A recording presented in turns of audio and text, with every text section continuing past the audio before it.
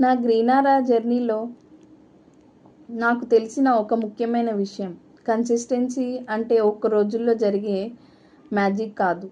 రోజుకొక చిన్న స్టెప్తో ప్రారంభిస్తే మార్పు కనిపిస్తుంది.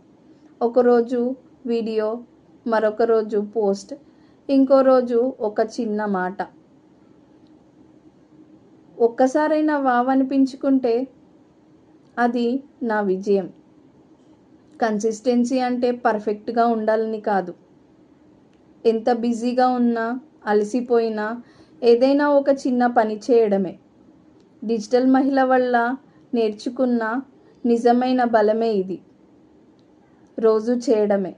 చిన్నదైనా నన్ను గుర్తించే వాళ్ళని కలిపింది. కన్సిస్టెన్సీ గురించి మరి మీ ఫీలింగ్ ఏంటి? Share in comments. Let's grow together. Thank you.